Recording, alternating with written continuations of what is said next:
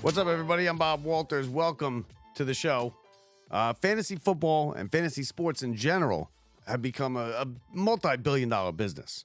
It's huge money. It changes industries. It's changed the way they officiate the sports to get more offense in. Millions of people play it, and it's revolutionized basically gambling and everything in this country. I spoke this weekend with one of the major players in fantasy football. Larry Schechter is his name. He wrote a book that is now out. It's on Amazon.com. It's called The History of Fantasy Sports and the Stories of the People Who Made It Happen.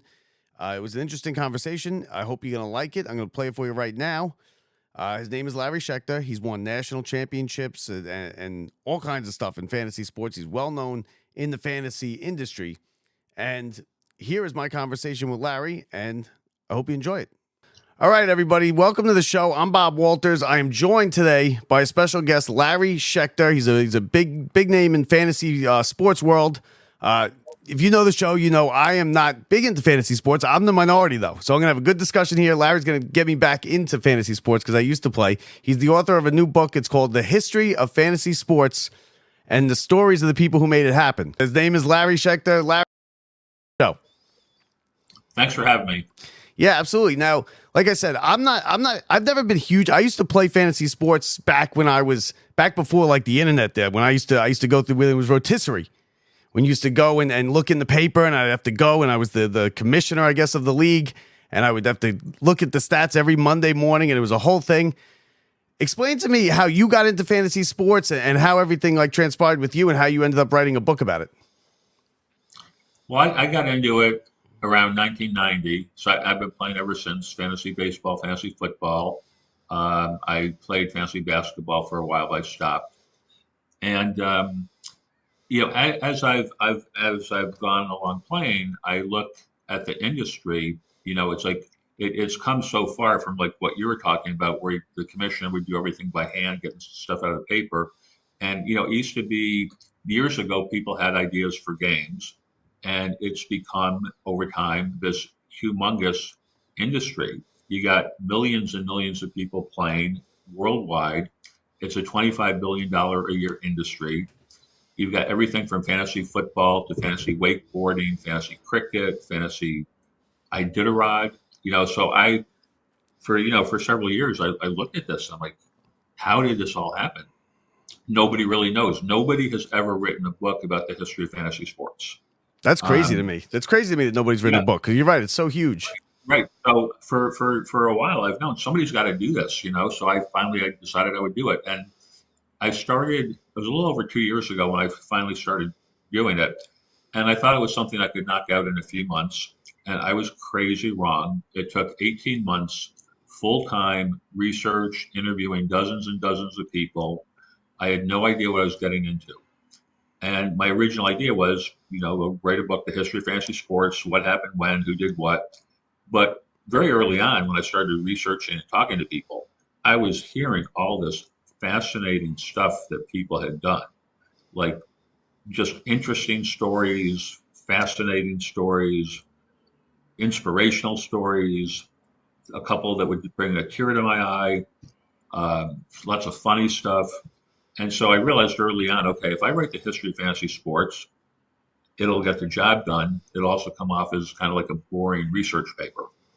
But by telling all these stories about the people, it'll be fascinating. So that's where I got the subtitle. It started out the history of fantasy sports, but then I got the subtitle and the stories of the people who made it happen. So it's turned out into this. It's people are saying it's very easy to read. It's fascinating. So the reviews are fantastic. Yeah, better than I actually haven't read it yet. I did order it. I ordered it off of Amazon, and I'm looking forward to reading it. Now, it's fascinating to me. What do you think? Do you think the fact that it blew up the way it did is because it's gambling, right? Let's be real. It's gambling, but it wasn't classified as gambling. You had like FanDuel and stuff like that be able to get away with it in places like New York, where sports gambling was illegal for the longest time, and now they obviously parlayed that, no pun intended, into just a straight sports book. But do you think that helped? Why it helped blow up so big? Well, there's a distinction between what you're talking about, FanDuel, DraftKings, That's and the the rest of daily it. fantasy, So, right? so first of all, fantasy sports is not gambling, and there are leagues people play where there's no money involved at all. Not all leagues, but there's some where no money's involved at all. There are a lot of leagues where people will chip in relatively small amounts of money and give a prize to the winner, or maybe buy a trophy.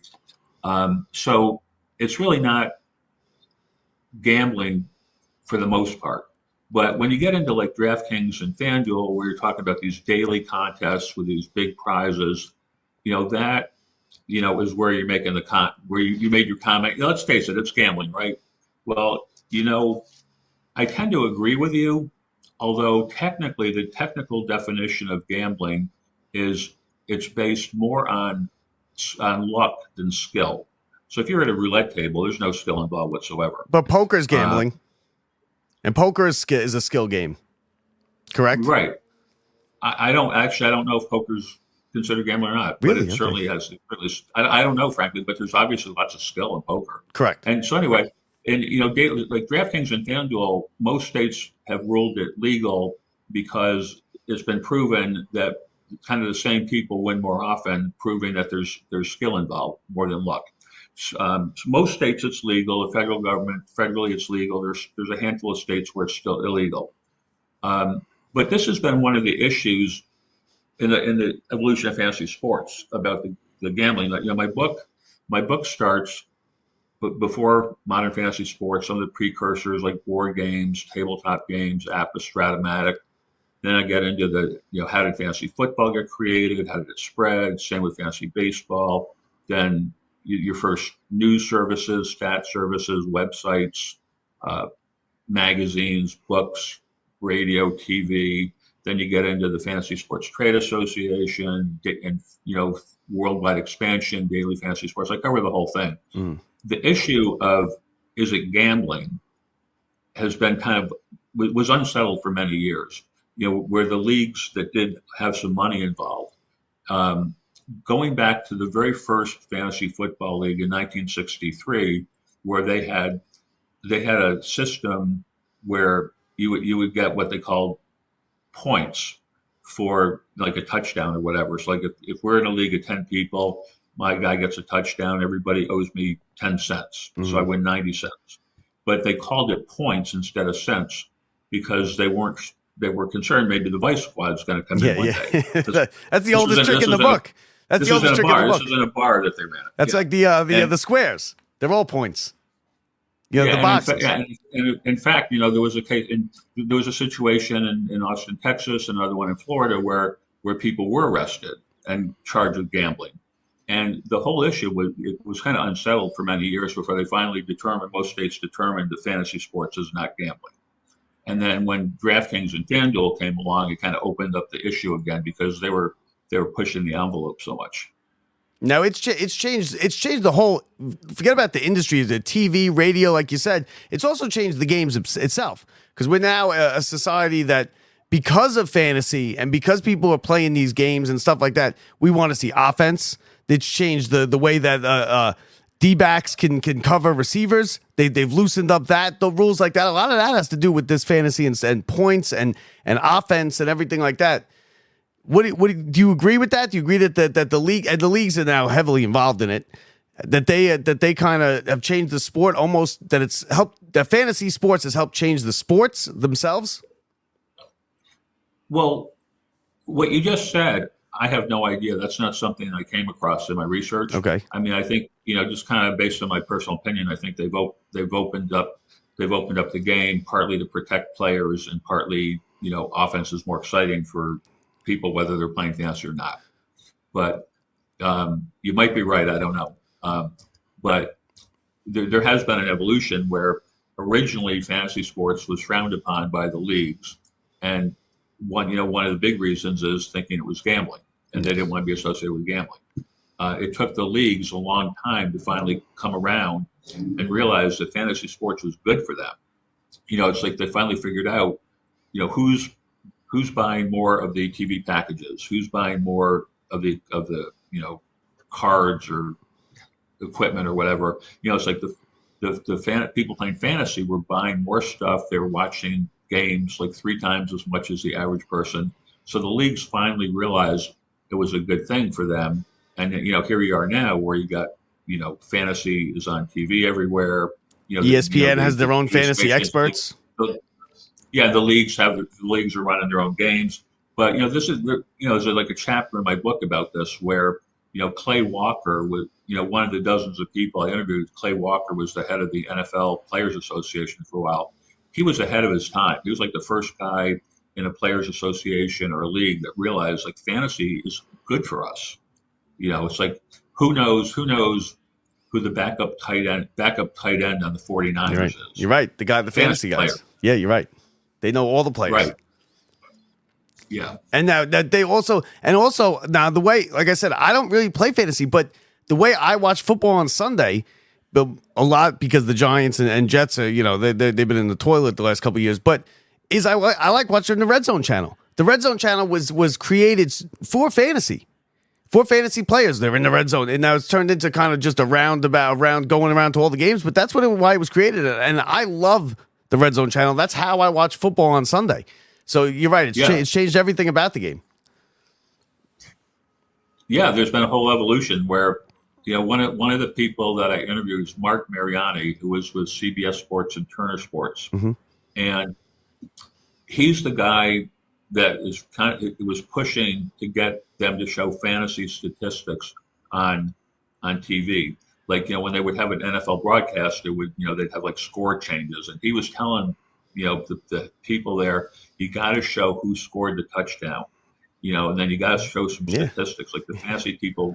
And he finally got them to do it. And when he was with TNT, and then like, this was back, I forget what year it was offhand, but this was when it was like TNT had like the first 8 weeks of Sunday Night Football, and then ESPN had the second 8 weeks. Yes. Something like that. He finally got TNT to do it like on the 7th or 8th week, and then when ESPN took over, they did it also. And one thing about Mark Mariani, when he first started working, in sports, his first job, he had never heard of fantasy football, but they had an office league, and someone told him about the office league and invited him to play. And he said, when he figured out that if he joins this league, he can call his boss's boss in the fancy office in Manhattan, and this guy will take his call to talk about a trade or whatever. He said that's when he decided to join the league, because otherwise this guy would never take his call in a million years. Yeah, it's funny, and like I said, it touches all kinds of industries. You come around, late summer, end of August, you go into a restaurant and they'll be like, have your fantasy draft here. And it's big business, and it touches so many different lives, and it's gotten women involved in it more, I think, and they play and everything. Now, give us how did it all start? How did fantasy come about? What's the origins of this thing that has just blown up into the stratosphere? Well, there were precursors like tabletop games, Stratomatic, APA. There were precursors like that. But like the APA and Stratomatic are board games based on real major league players for football players, hockey, whatever. But they're statistics from the prior year. The difference with what I call modern fantasy sports is these are games based on statistics that haven't happened yet. So if you're drafting a fantasy football team in August, you don't know what they're going to do yet. You draft a baseball team in March, and you don't know what they're going to do yet. So that's the difference. And the first football league that I made reference to was in 1963, started in Oakland, a guy named Bill Winkenbach. Bill Winkenbach, he was a part owner of the Oakland Raiders, and he actually had kind of primitive fantasy games for golf and baseball in like the mid to late 50s. Okay. And in 62, he told some people about this, and they're like, let's do this for football. So they're like, okay, yeah. And this was already after the football season started, so they had to wait to 63, and they started the first football league. But they kept it to themselves for the most part. One of the original guys, by the way, in the league, one of the members of this original league was Ron Wolf, who later became the Hall of Fame general manager of the Packers.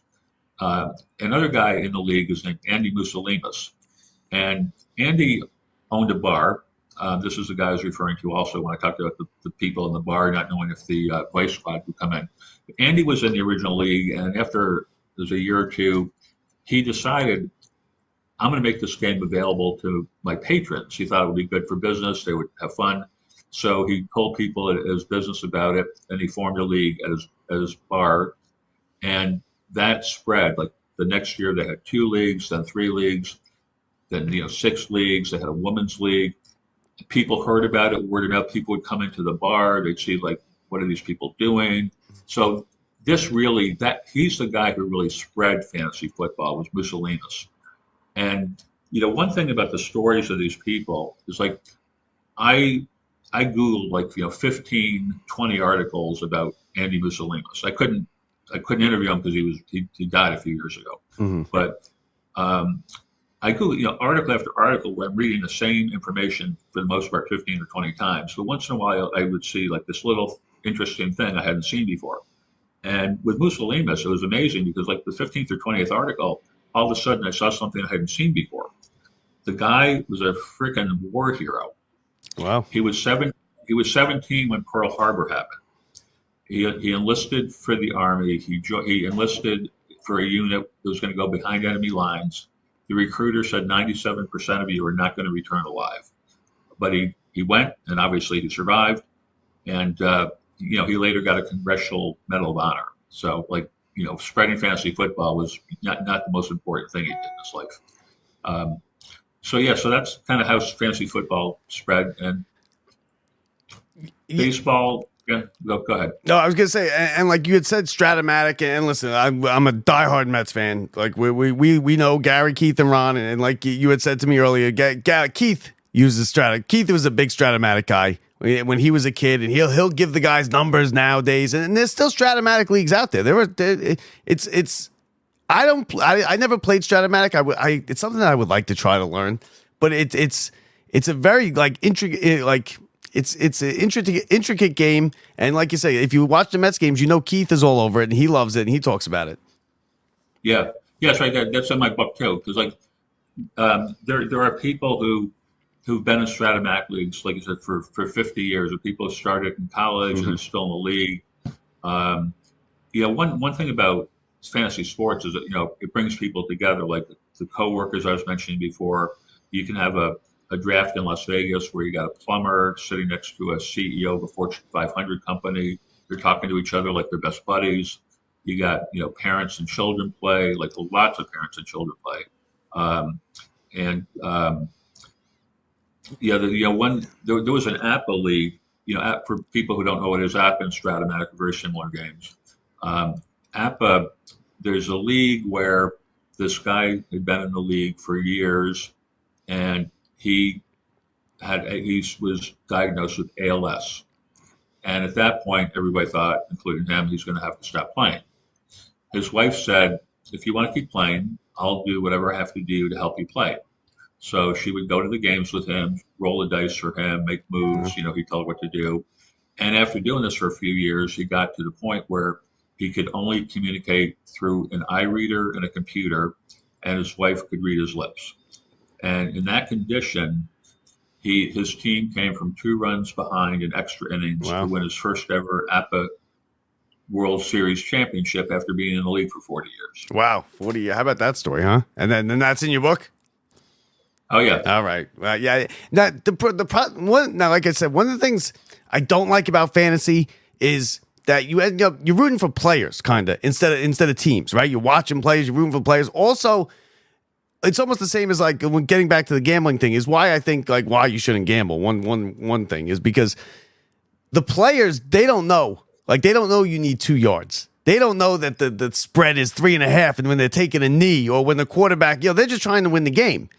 So also like with a quarterback in the NFL, now I don't know. Tell me if I'm right or wrong with this. I would think that you'd want a quarterback on maybe a below average team that's going to lose a little bit more because they're going to be behind. They're going to throw the ball more. Is that like a strategy that you have to look into when you're drafting players? Yeah, that would be part of it. When you're trying to evaluate players, you just got to try to estimate how many yards you think they're going to throw for touchdowns. And yeah, there are factors like what you're saying, like if their defense is terrible, they're going to have to keep scoring, try to keep scoring to win games. Yeah. And but then it's like everything's kind of relative, because if you got a guy where you kind of know for whatever reason he's probably going to go throw 300 yards a game compared to other people that aren't going to do that, well, that's all well and good, but that guy is going to cost you a higher draft pick. Now, are you a baseball or football fantasy guys? I know you play both, and I know you've been highly successful in national tournaments and stuff at both. What's your first love? Is it baseball fantasy or is it football? I'll say both. The thing, baseball. I mean, baseball's a long grind. Yes. Well, football's a long. They're both. Like baseball's every day though. Every day you got to put your lineup out there. Well, yeah. I mean, baseball is 180. I mean, 62, 160 games. Football is 17, 18. So football's not. Football. Like Sundays are special. All the games. It's only one. It's a little easier. But yeah, I've never been in a league like you're talking about where you have to make moves every day. The baseball leagues I've been in are all weekly moves. Okay. There are some people who play in leagues where you can make moves daily. I'll never do that because that's just it's too much. Way too much for me. You gotta have no life to be. Every week is fine.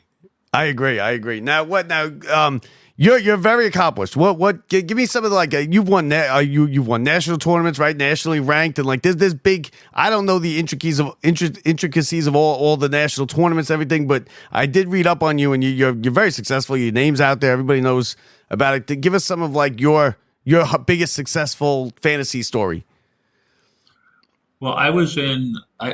There's a company called CDM. They're not in business anymore, but they had a big national competition.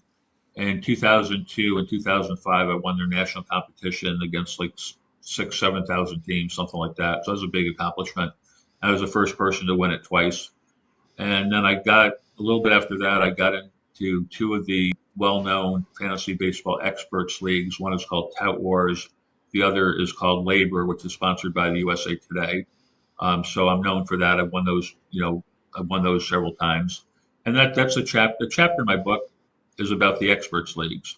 And the first year that Labor started, there's a lot of interesting stories about the experts leagues. Keith Olbermann was in the first experts league, when he was at ESPN. Yeah, when he was at Sports Center. The first Labor league. And they were doing the I'm not sure I get this. They were doing he was in the American League, the first ever USA Today labor draft. Was on a conference call, and Olbermann was in it, and it was an American League draft. And the first player that was brought up, this was an auction league where you would nominate a player, people could bid on it, and they go to the highest bidder. Okay. So the first player that's mentioned, Bernie Williams, and Olbermann says, Bernie Williams, is that a joke? This is a National League. This is a National League draft, right?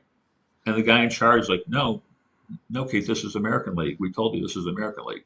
He's like, American League, I'm not prepared. I was prepared for the National League. I can't do this. I'll embarrass myself.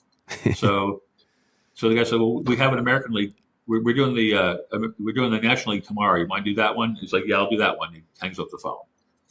So then so this guy at the USA Today had to scramble around the USA Today office and get somebody else to fill in for him. Wow.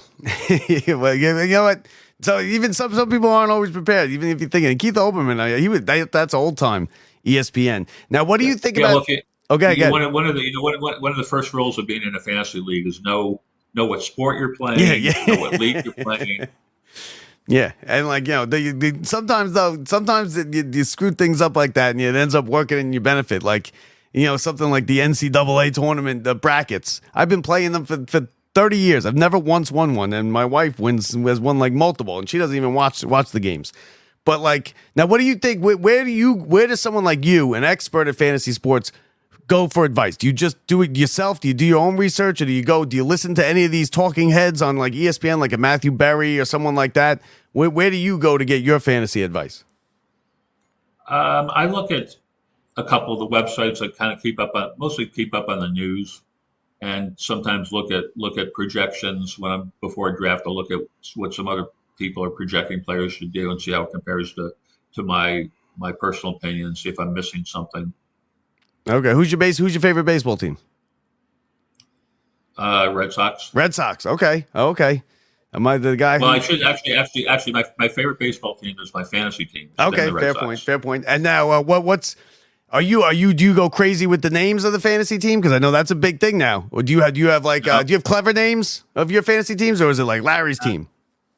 not me. No, No. not me. Okay. Okay. But some people do. Some of them are pretty good. So a lot of Some of them them are are just good. kind Some of of them, stupid. yeah. Some of them are stupid. Some of them are good. Some of them are raunchy. Yeah. Some of them, yeah. They're all over the place. They run the gamut as far as it goes. Now, what about football? You a Patriots fan?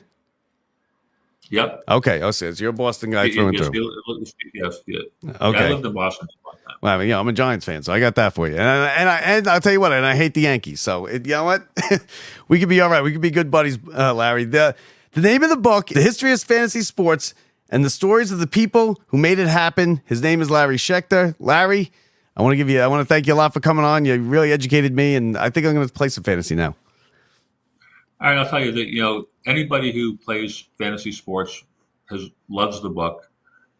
So if you're listening to this, if you play fantasy sports, buy the book or get it on your wish list for the holidays. If you know anybody that plays fantasy sports, it makes a great gift. It is available on.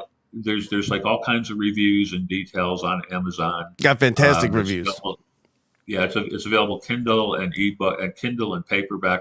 And it's also available if you don't like Amazon. It's on most major booksellers' websites, paperback and ebook. And it's a rough life if you don't like Amazon because everything comes from Amazon. Everything's going to be Amazon. Now, where? Really, I mean, you can have it tomorrow. Yeah. Where can people find you, Go on Larry? Amazon now, you have it Where tomorrow. can people find you? Are you on Twitter? What are your social media? Twitter, Larry Schechter, and Facebook, Larry Schechter, and also Facebook. There's also a History of Fantasy Sports page. Awesome. Fascinating stuff. Thank you, Larry. Thank you for giving us a couple of minutes here today.